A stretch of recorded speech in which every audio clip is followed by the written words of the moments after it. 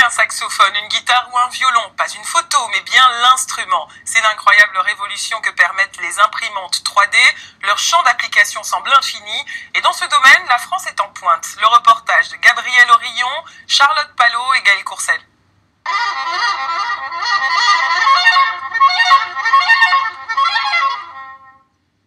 C'est un musicien de renom. Depuis un an, Thomas de Pourquerie utilise un nouveau bec sur son saxophone, un modèle coloré, entièrement imprimé en 3D.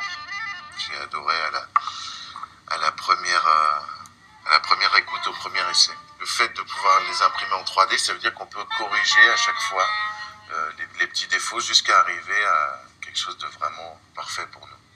Une idée développée par cette jeune femme.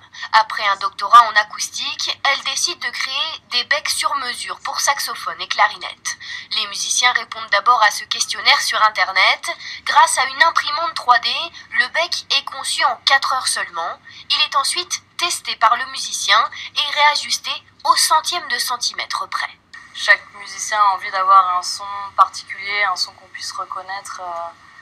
Et on les aide dans cette quête-là. Une quête partagée par ce violoniste français. Il y a 5 ans, il a créé le premier violon électrique entièrement imprimé en 3D. L'instrument est mis au point par cette machine professionnelle, puis passé au laser et poli pendant 20 jours. Comptez 7 000 € pour un modèle à 4 cordes, c'est 7 fois plus cher qu'un violon électrique classique, mais ses qualités sont à la hauteur de son prix.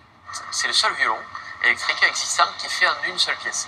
On a fait des mesures acoustiques, des tests qui ont prouvé que le même capteur sonore, si on le met sur un violon qui n'est pas dans une seule pièce, va sonner différemment. On va perdre beaucoup de basse et beaucoup de chaleur de son. Ce violon est aussi plus léger, donc plus maniable. Une vingtaine de musiciens dans le monde l'ont déjà adopté.